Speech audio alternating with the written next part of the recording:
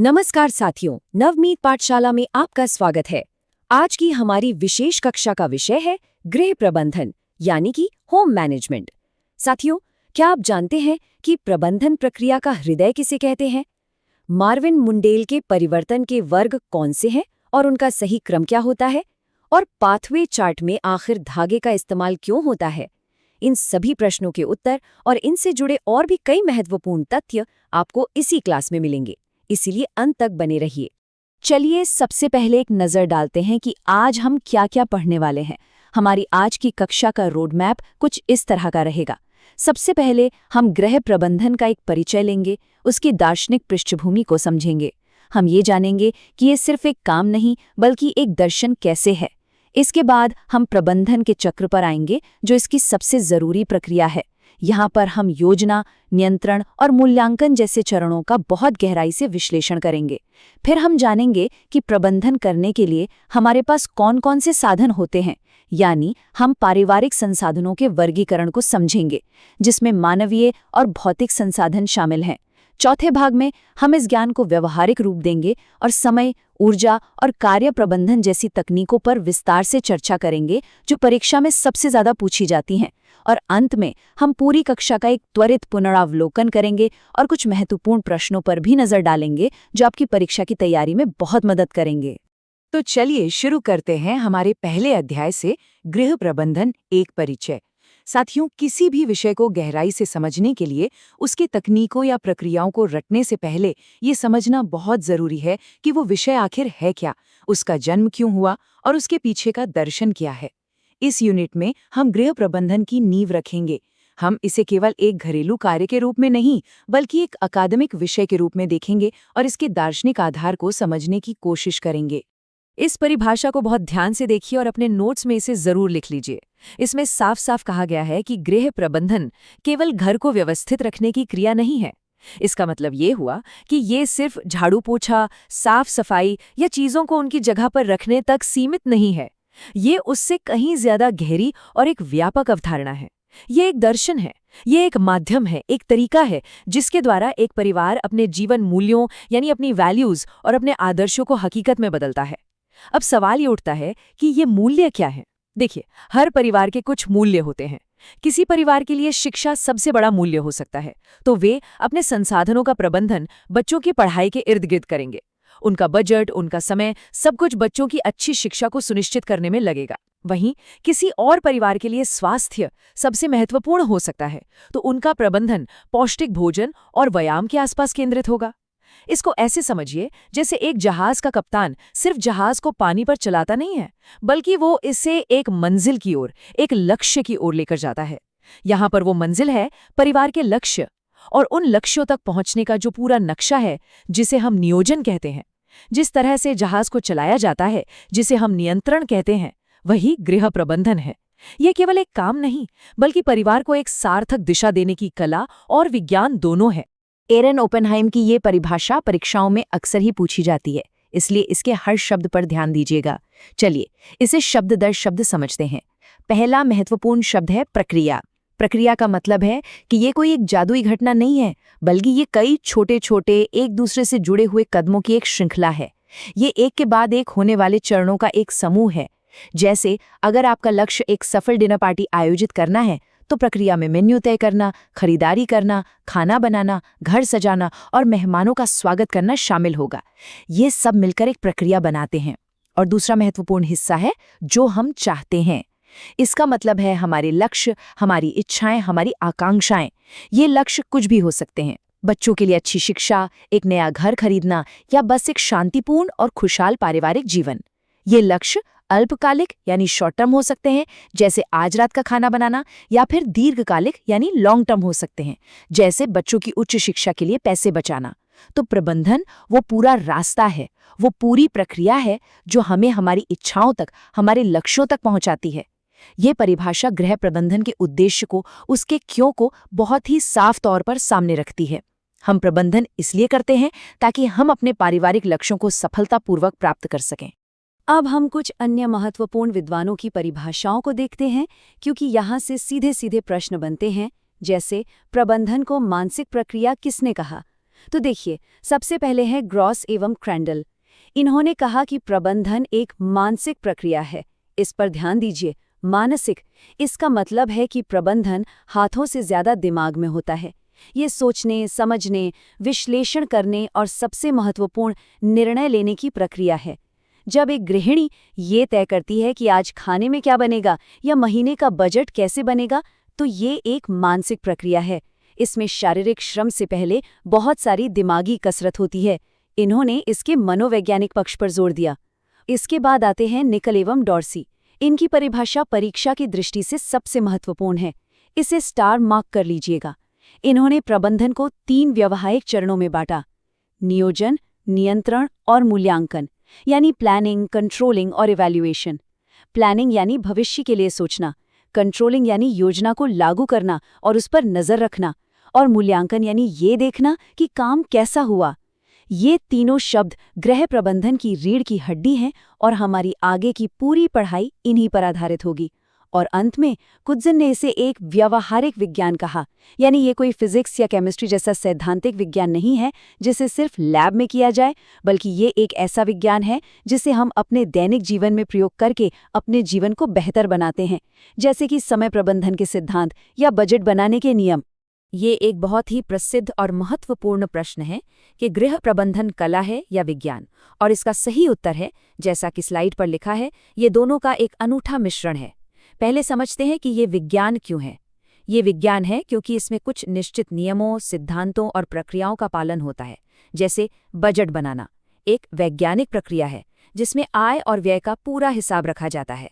समय सारणी बनाना या कार्य सरलीकरण के सिद्धांत, जिनका हम आगे अध्ययन करेंगे, ये सब विज्ञान पर आधारित हैं। इनके कुछ तय नियम होते हैं, लेकिन ये एक कला भी है। क्यों? क्योंकि हर गृहिणी, हर प्रबंधक इन नियमों और सिद्धांतों का उपयोग अपनी रचनात्मकता, अपनी सूझबूझ, अपनी परिस्थितियों और अपने परिवार की ज़रूरतों के अनुसार अलग अलग ढंग से करता है। 2 परिवारों का बजट एक जैसा नहीं हो सकता, भले ही उनकी आय समान हो, क्योंकि उनकी प्राथमिकताएं अलग होती हैं, और यहीं पर कला आती है। इसको एक और उदाहरण से समझते हैं। घर की सजावट को ही ले लीजिए। फर्नीचर को किस जगह रखना चाहिए ताकि चलने फिरने में आसानी हो और उसका सही उपयोग हो, ये विज्ञान है जिसे एर्गोनॉमिक्स कहते हैं। लेकिन घर को सुंदर दिखाने के लिए कौन से रंग चुने जाएं, कौन सी पेंटिंग लगाई जाए, ये एक कला है। इसी तरह गृह प्रबंधन विज्ञान के सिद्धांतों पर आधारित एक सुंदर कला है। चलिए अब प्रबंधन की प्रकृति या उसके स्वभाव को बिंदुवार समझते हैं। यहाँ से ऑब्जेक्टिव प्रश्न बहुत बनते हैं, ध्यान दीजिएगा। पहला, ये एक अदृश्य कौशल है। प्रबंधन खुद दिखाई नहीं देता, आप उसे छू नहीं सकते, लेकिन उसके परिणाम, जैसे एक खुशहाल, सुव्यवस्थित और सफल परिवार, साफ दिखाई देते हैं। जब आप किसी व्यवस्थित घर में जाते हैं तो आपको व्यवस्था दिखती है, उस व्यवस्था के पीछे का प्रबंधन नहीं दिखता। दूसरा, ये एक सतत प्रक्रिया है, ये कभी खत्म नहीं होती। ऐसा नहीं है कि आपने आज प्रबंधन कर लिया और कल छुट्टी। ये जन्म से लेकर मृत्यु तक हर दिन, हर पल चलती रहती है। हर दिन नए लक्ष्य होते हैं और नई योजनाएं बनती हैं। तीसरा, ये एक सामूहिक प्रयास है। ये एक बहुत बड़ी गलतफहमी है कि घर का प्रबंधन सिर्फ एक व्यक्ति, खासकर गृहिणी की जिम्मेदारी है। घर किसी एक व्यक्ति से नहीं चलता, इसमें परिवार के सभी सदस्यों की भागीदारी जरूरी है। ये एक टीम वर्क है। चौथा, ये मूल्यों पर आधारित है। जैसा हमने पहले चर्चा की, हर परिवार के अपने मूल्य होते हैं और घर का प्रबंधन इन्हीं मूल्यों को प्राप्त करने के लिए किया जाता है। पांचवां, ये वातावरण से प्रभावित होता है। समाज, तकनीक और संस्कृति में होने वाले बदलाव हमारे घर के प्रबंधन को भी बदलते हैं। जैसे इंटरनेट और ऑनलाइन शॉपिंग ने हमारे बजट और समय प्रबंधन को पूरी तरह से बदल दिया है। और छठा, जो सबसे महत्वपूर्ण है, वो है संसाधनों की सीमितता। प्रबंधन की जरूरत ही इसलिए पड़ती है क्योंकि हमारे पास समय, ऊर्जा और धन जैसे संसाधन सीमित हैं। अगर ये असीमित होते तो हमें कुछ भी प्रबंधित करने की कोई आवश्यकता ही नहीं होती। यही सीमितता प्रबंधन का आधार है। अब हम अपने दूसरे और बहुत ही महत्वपूर्ण अध्याय पर आ गए हैं, प्रबंधन का चक्र। पिछली यूनिट में हमने प्रबंधन की परिभाषा, उसके दर्शन और प्रकृति को समझा। हमने ये समझा कि प्रबंधन क्या है। अब हम इसकी कार्यप्रणाली में उतरेंगे और समझेंगे कि प्रबंधन कैसे किया जाता है। अगर गृह प्रबंधन एक गाड़ी है तो ये उसका इंजन है। ये वो प्रक्रिया है जो पूरे प्रबंधन को चलाती है। हम अब इसके मूल प्रक्रिया, इसके 3 मुख्य चरणों और इसमें निर्णय लेने की क्षमता के महत्व का गहराई से अध्ययन करेंगे। जैसा कि हमने निखिल एवं डॉसी की परिभाषा में देखा था, प्रबंधन प्रक्रिया के ये 3 मुख्य चरण हैं। ये इस विषय का सबसे महत्वपूर्ण हिस्सा है, इसलिए इसे बहुत ध्यान से समझें। पहला है नियोजन यानी प्लानिंग। यह भविष्य में देखने की क्रिया है। यह पूरी तरह से एक मानसिक प्रक्रिया है। इसमें हम पहले से ही तय करते हैं कि क्या करना है, मतलब हमारा लक्ष्य क्या है, कैसे करना है यानी तरीका क्या होगा, कब करना है मतलब समय क्या होगा, और किसके द्वारा किया जाना है यानी जिम्मेदारी किसकी होगी। उदाहरण के लिए बच्चे के जन्मदिन पार्टी की प्लानिंग करना। इसमें हम मेहमानों की लिस्ट बनाते हैं, मेनू तय करते हैं, जगह तय करते हैं। ये सब नियोजन का हिस्सा है। दूसरा चरण है नियंत्रण यानी कंट्रोलिंग। यह योजना को लागू करने का चरण है। यह एक्शन का चरण है। इसमें हम ये देखते हैं कि काम योजना के अनुसार हो रहा है या नहीं। अगर केक वाला समय पर नहीं आया या मेहमान ज्यादा आ गए तो हम उस स्थिति को कैसे संभालेंगे। यह नियंत्रण का हिस्सा है जिसमें हम योजना में जरूरी बदलाव करते हैं। इसे समायोजन यानी एडजस्टमेंट भी कहते हैं। यह योजना को पटरी पर रखने का काम है। और तीसरा चरण है मूल्यांकन यानी इवैल्यूएशन। पार्टी खत्म होने के बाद हम पीछे मुड़कर देखते हैं कि हमारे लक्ष्य प्राप्त हुए या नहीं, पार्टी सफल रही या नहीं, क्या कमियां रही, क्या अच्छा हुआ, बजट के अंदर काम हुआ या नहीं। यह मूल्यांकन भविष्य के नियोजन के लिए एक आधार का काम करता है। अगली बार पार्टी करते समय हम इस अनुभव से सीखेंगे। इसीलिए ये एक चक्र है जो मूल्यांकन पर खत्म होकर फिर से नए नियोजन से शुरू हो जाता है। नियोजन का सबसे पहला और सबसे महत्वपूर्ण कदम होता है लक्ष्य निर्धारित करना। और लक्ष्य कैसे होने चाहिए? लक्ष्य होने चाहिए स्मार्ट। ये एक बहुत ही महत्वपूर्ण फॉर्मूला है जिसे आप अपने जीवन के हर क्षेत्र में लागू कर सकते हैं। एस का मतलब है स्पेसिफिक, यानी लक्ष्य स्पष्ट होना चाहिए, गोलमोल नहीं। एम का मतलब है मेजरेबल, यानी ऐसा हो जिसे मापा जा सके ताकि आप अपनी प्रगति को ट्रैक कर सकें। ए का मतलब है अचीवेबल, यानी यथार्थवादी हो, ऐसा हो जिसे प्राप्त करना संभव हो, हवाई किले ना हो। आर का मतलब है रेलेवेंट, यानी वो हमारे जीवन के बड़े लक्ष्यों से जुड़ा हुआ हो, प्रासंगिक हो। और टी का मतलब है टाइम बाउंड, यानी उसे पूरा करने की एक समय सीमा होनी चाहिए, वरना वो काम कभी पूरा नहीं होगा। चलिए एक उदाहरण लेते हैं। मुझे पैसे बचाने हैं। ये एक स्मार्ट लक्ष्य नहीं है, ये अस्पष्ट है। एक स्मार्ट लक्ष्य होगा मैं एस, त्योहार की खरीदारी के लिए आर, 5,000 रुपए एम, अगले 3 महीनों में हर महीने लगभग 1,700 रुपए बचाकर ए बचाऊंगा। देखिए, इस लक्ष्य में स्मार्ट के सभी तत्व मौजूद हैं। यह स्पष्ट है, इसे मापा जा सकता है, यह प्राप्य है, प्रासंगिक है और समय सीमा में बंधा हुआ है। ग्रॉस एवं क्रैंडल की इस बात को फिर से याद कीजिए। प्रबंधन और कुछ नहीं बल्कि निर्णय लेने की एक लगातार चलने वाली श्रृंखला है। हम हर पल, हर क्षण निर्णय ले रहे हैं। जब हम नियोजन करते हैं तो हम निर्णय लेते हैं कि कौन सा लक्ष्य चुनें, कौन सा रास्ता अपनाएं, पहाड़ों पर छुट्टी मनाने जाएं या समुद्र किनारे। ये एक निर्णय है। जब हम नियंत्रण करते हैं तो हम निर्णय लेते हैं कि योजना में क्या बदलाव करें। अगर ट्रैफिक ज्यादा है तो दूसरा रास्ता लें, ये एक निर्णय है। और जब हम मूल्यांकन करते हैं तो हम भविष्य के लिए निर्णय लेते हैं कि क्या दोहराना है और क्या नहीं। अगली बार इस होटल में नहीं रुकेंगे, ये भी एक निर्णय है। हर कदम पर एक निर्णय है, एक चुनाव है। इसीलिए ये प्रश्न कई बार पूछा गया है कि प्रबंधन प्रक्रिया का हृदय या केंद्र बिंदु क्या है, और इसका उत्तर है निर्णय लेना यानी डिसीजन मेकिंग। इसके बिना प्रबंधन शून्य है। योजना बनाना, नियंत्रण करना, सब कुछ निर्णयों पर ही टिका है। एक अच्छा निर्णय लेना कोई तुक्का नहीं होता, इसके भी कुछ वैज्ञानिक चरण होते हैं। चलिए इन्हें एक सरल उदाहरण से समझते हैं। मान लीजिए कि हमें एक नया फ्रिज खरीदना है। पहला चरण है समस्या की पहचान, यानी हमें ये स्वीकार करना होगा कि एक जरूरत है। पुराना फ्रिज खराब हो गया है या परिवार बड़ा हो गया है और फ्रिज छोटा पड़ रहा है, ये समस्या है। दूसरा चरण है विकल्पों की खोज। अब हम जानकारी इकट्ठा करेंगे। हम बाजार में देखेंगे कि कौन कौन से ब्रांड हैं, कौन कौन से मॉडल उपलब्ध हैं। हम ऑनलाइन रिव्यू पढ़ेंगे, दोस्तों रिश्तेदारों से पूछेंगे, दुकानों पर जाकर पता करेंगे। हम सारी जानकारी जमा कर लेंगे। तीसरा चरण है विकल्पों पर विचार। अब हम इन सभी मॉडल्स की एक सूची बनाकर उनकी तुलना करेंगे। हम उनकी फीचर्स, उनकी कीमत, उनकी बिजली की खपत यानी स्टार रेटिंग, उनकी वारंटी और सर्विस सेंटर की उपलब्धता, इन सब पर विचार करेंगे और एक तुलनात्मक चार्ट बनाएंगे। हर विकल्प के फायदे और नुकसान देखेंगे। चौथा चरण है सर्वोत्तम विकल्प का चयन। सारी तुलना करने के बाद हम एक मॉडल को चुन लेंगे जो हमारी जरूरत और बजट के लिए सबसे अच्छा है। यह हमारा अंतिम निर्णय है। और पांचवां और अंतिम चरण है निर्णय का क्रियान्वयन, यानी सिर्फ सोचना नहीं बल्कि उस चुने हुए फ्रिज को जाकर खरीद लेना और घर पर स्थापित करवाना। ये प्रक्रिया हर छोटे बड़े निर्णय पर लागू होती है। अब हम अपने तीसरे अध्याय पर आते हैं, पारिवारिक संसाधनों का विश्लेषण। हमने ये तो सीख लिया कि प्रबंधन क्या है और ये कैसे काम करता है, लेकिन हम प्रबंधन आखिर किस चीज का करते हैं? जैसे एक रसोइये को खाना बनाने के लिए सामग्री की जरूरत होती है या एक कारीगर को औजारों की, वैसे ही एक प्रबंधक को प्रबंधन करने के लिए कुछ चीजों की जरूरत होती है। जिन चीजों का हम प्रबंधन करते हैं उन्हें ही संसाधन या रिसोर्सेस कहते हैं। ये प्रबंधन के औजार हैं जिनके बिना कोई भी लक्ष्य प्राप्त नहीं किया जा सकता। संसाधनों का वर्गीकरण समझना बहुत जरूरी है। ये परीक्षा का एक मुख्य टॉपिक है। मोटे तौर पर संसाधन दो प्रकार के होते हैं। पहला, मानवीय संसाधन। ये वो संसाधन है जो व्यक्ति के अंदर होते हैं, उसके आंतरिक गुण होते हैं। आप इन्हें देख या छू नहीं सकते, लेकिन ये मौजूद होते हैं, जैसे हमारा समय, हमारी काम करने की शक्ति या ऊर्जा, हमारा ज्ञान, हमारी रुचियां और किसी काम को करने का हमारा कौशल। इन्हें हमसे अलग नहीं किया जा सकता, ये हमारे व्यक्तित्व का हिस्सा है।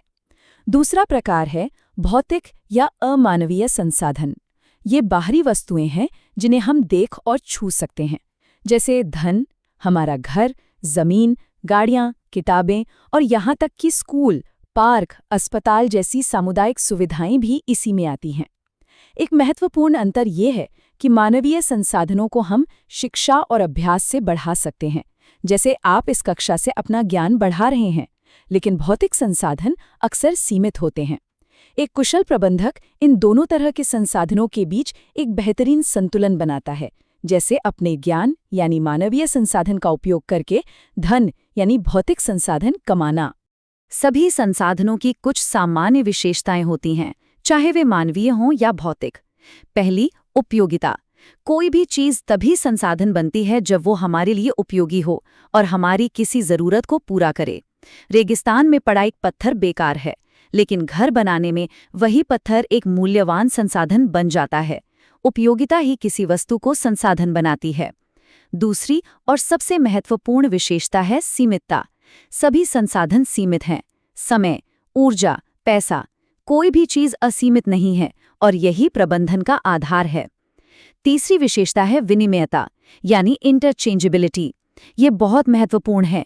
इसका मतलब है कि हम एक संसाधन को दूसरे के लिए बदल सकते हैं या एक के स्थान पर दूसरे का प्रयोग कर सकते हैं। जैसे हम धन, जो कि एक भौतिक संसाधन है, उसे खर्च करके एक वॉशिंग मशीन खरीद सकते हैं, जो हमारे समय और ऊर्जा जैसे मानवीय संसाधनों को बचाएगी। या हम अपना समय, जो एक मानवीय संसाधन है, लगाकर घर पर खाना बना सकते हैं, जिससे हमारा पैसा एक भौतिक संसाधन बचता है। ये संसाधनों का आपसी लेन देन है। और चौथी विशेषता है प्रबंधन योग्यता, यानी सभी संसाधनों का प्रबंधन किया जा सकता है, उन्हें बेहतर तरीके से नियोजित और नियंत्रित किया जा सकता है ताकि उनका सर्वश्रेष्ठ उपयोग हो सके। वर्गीकरण को अगर और विस्तार से देखें तो हम संसाधनों को इन 4 स्तंभों में बांट सकते हैं। मानवीय और भौतिक संसाधनों के बारे में हम जान चुके हैं। इसके अलावा 2 और महत्वपूर्ण प्रकार हैं। तीसरे हैं सामुदायिक संसाधन। ये वे सुविधाएं हैं जो किसी एक व्यक्ति की नहीं बल्कि पूरे समाज की होती हैं और हम सब मिलकर उनका उपयोग करते हैं, जैसे सरकारी स्कूल, सार्वजनिक पुस्तकालय यानी पब्लिक लाइब्रेरी, पार्क, सड़कें और अस्पताल। इनका उपयोग करके हम अपने व्यक्तिगत भौतिक संसाधनों जैसे धन को बचा सकते हैं। उदाहरण के लिए जिम की महंगी मेंबरशिप लेने की बजाय पार्क में व्यायाम करना सामुदायिक संसाधन का एक कुशल उपयोग है। और चौथे हैं प्राकृतिक संसाधन, जिन्हें हम अक्सर भूल जाते हैं, जैसे स्वच्छ हवा, पानी और सूर्य का प्रकाश। ये जीवन के लिए अनिवार्य हैं और इनका प्रबंधन भी उतना ही जरूरी है, जैसे बारिश के पानी को सहेजना या दिन में लाइट बंद करके सूर्य के प्रकाश का उपयोग करना। ये भी हमारे जीवन को बेहतर बनाने वाले महत्वपूर्ण संसाधन हैं। चलिए अब प्रबंधन के सबसे व्यवहारिक हिस्से की ओर बढ़ते हैं, समय, ऊर्जा और कार्य का प्रबंधन। समय और ऊर्जा ये 2 सबसे महत्वपूर्ण मानवीय संसाधन हैं। क्यों? क्योंकि पैसा तो आ जा सकता है, उसे कमाया जा सकता है, लेकिन बीता हुआ समय कभी वापस नहीं आता और बिना ऊर्जा के कोई भी काम नहीं किया जा सकता, चाहे आपके पास कितना भी धन क्यों न हो। एक बार खर्च हुई ऊर्जा को दोबारा पाने में समय लगता है। इसलिए इन दोनों का प्रबंधन सीखना ही गृह प्रबंधन का व्यवहारिक विज्ञान है। यहाँ हम सिद्धांतों को असल जीवन में लागू करना सीखेंगे। समय प्रबंधन में पीक लोड की अवधारणा बहुत महत्वपूर्ण है। पीक लोड का अर्थ है दिन का वो समय जब काम का बोझ, तनाव और भागदौड़ सबसे ज्यादा होती है। ज्यादातर भारतीय घरों में ये सुबह का समय होता है, लगभग 7 से 10 बजे के बीच, जब बच्चों को स्कूल भेजना होता है, नाश्ता और लंच बनाना होता है और घर के बड़ों को दफ्तर जाने की तैयारी करनी होती है। ये एक साथ कई कामों का समय होता है। कई बार शाम का समय भी पीक लोड हो सकता है, जब बच्चे खेल कर आते हैं और रात के खाने की तैयारी होती है।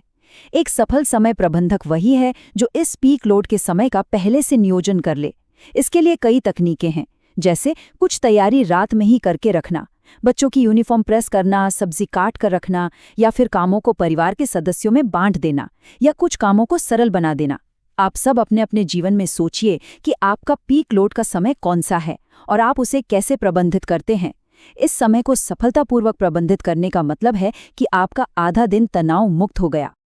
ऊर्जा प्रबंधन का मुख्य उद्देश्य होता है थकान से बचना, ताकि हम अपने काम को कुशलता से कर सके। और ये समझना बहुत ज़रूरी है कि थकान 2 प्रकार की होती है और दोनों का इलाज अलग अलग है। पहली है शारीरिक थकान। ये तब होती है जब हम बहुत ज़्यादा शारीरिक श्रम करते हैं, जिससे हमारी मांसपेशियों में लैक्टिक एसिड नाम का एक केमिकल जमा हो जाता है, जो दर्द और थकान का कारण बनता है, जैसे हाथ से कपड़े धोने या भारी सामान उठाने के बाद होती है। इसका इलाज सीधा है, आराम करना, सोना और पौष्टिक भोजन करना, ताकि शरीर खुद को ठीक कर सके। दूसरी थकान है मनोवैज्ञानिक थकान। इसका शरीर से नहीं, मन से संबंध है। ये भी 2 तरह की होती है। एक है नीरसता या बोरियत के कारण, जब हम एक ही उबाऊ काम घंटों तक करते रहते हैं, जैसे परीक्षा के लिए एक ही विषय को पढ़ते रहना। और दूसरी है कुंठा या फ्रस्ट्रेशन के कारण, जब हम किसी काम में बार बार असफल होते हैं या कोई बाधा आ जाती है। इसका इलाज सिर्फ आराम करना नहीं है, इसका इलाज है काम में बदलाव लाना, एक छोटा सा मनोरंजक ब्रेक लेना, संगीत सुनना या किसी और से बात करना। बोरियत वाली थकान के लिए मनोरंजन जरूरी है और कुंठा वाली थकान के लिए समस्या का समाधान। अब हम उस टॉपिक पर आते हैं जो परीक्षा में निश्चित रूप से पूछा जाता है, मार्विन मुंडेल के परिवर्तन के वर्ग। इसे बहुत ध्यान से समझिएगा, इसका क्रम भी बहुत महत्वपूर्ण है।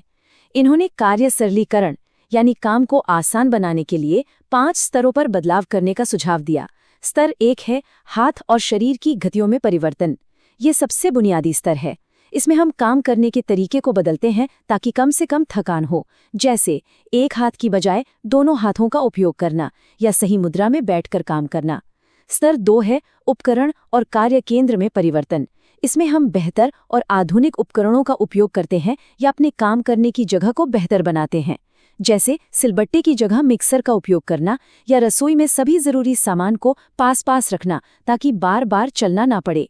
स्तर 3 है उत्पादन क्रम में परिवर्तन। इसमें हम उपकरण या उत्पाद नहीं बदलते, बल्कि काम करने के क्रम या स्टेप्स को आगे पीछे करते हैं ताकि समय बचे, जैसे सब्जी को काटने के बाद धोने की बजाय पहले धोना और फिर काटना। इससे समय और पानी दोनों बचते हैं।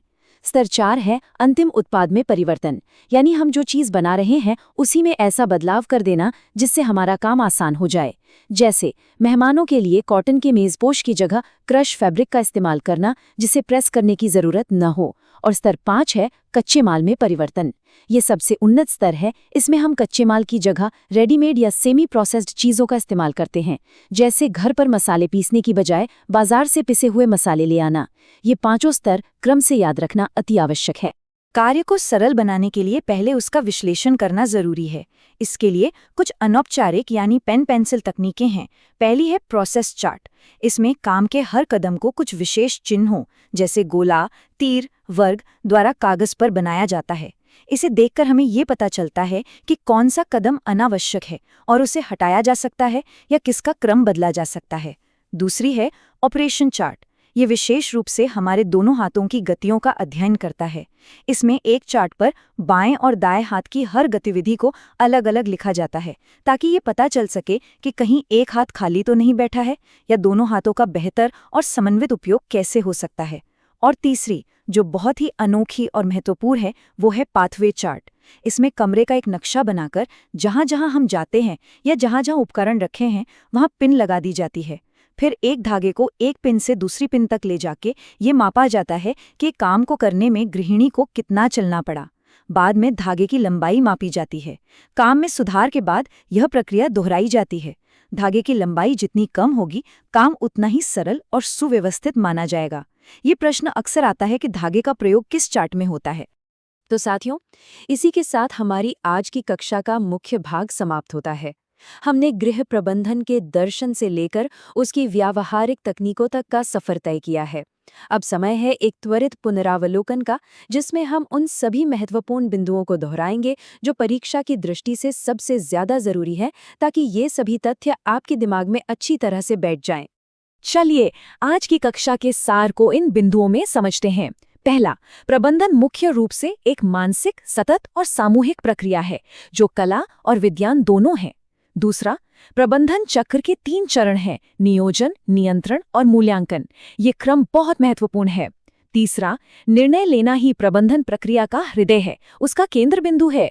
चौथा, संसाधन 2 मुख्य प्रकार के होते हैं: मानवीय जैसे समय और शक्ति, और भौतिक जैसे धन और मकान। पांचवा, समय और ऊर्जा सबसे कीमती मानवीय संसाधन है जिनका कुशल प्रबंधन अनिवार्य है। और छठा, कार्य सरलीकरण का आधार मार्विन मुंडेल द्वारा दिए गए परिवर्तन के 5 वर्ग हैं जिन्हें उनके सही क्रम में याद रखना है। ये बिंदु आपकी शॉर्ट नोट्स डायरी में जरूर होने चाहिए, क्योंकि इनसे सीधे प्रश्न पूछे जाते हैं। और अंत में आपके अभ्यास के लिए ये एक दीर्घ उत्तरीय प्रश्न है। कार्य सरलीकरण के मार्विन मुंडेल के सिद्धांतों का उदाहरण सहित विस्तार से वर्णन कीजिए। इस प्रश्न का उत्तर विस्तार से लिखने का प्रयास जरूर कीजिएगा, क्योंकि यह आपके पाठ्यक्रम के एक बहुत बड़े और महत्वपूर्ण हिस्से को कवर करता है। मुझे उम्मीद है कि आज की इस कक्षा से आपको गृह प्रबंधन विषय को एक नई और गहरी दृष्टि से समझने में बहुत मदद मिली होगी। अगर आपका कोई प्रश्न या संदेह है तो आप नीचे कमेंट्स में पूछ सकते हैं। नवमीत पाठशाला से जुड़ने के लिए आपका बहुत बहुत धन्यवाद। अपनी तैयारी अच्छे से करते रहिए। शुभकामनाएं।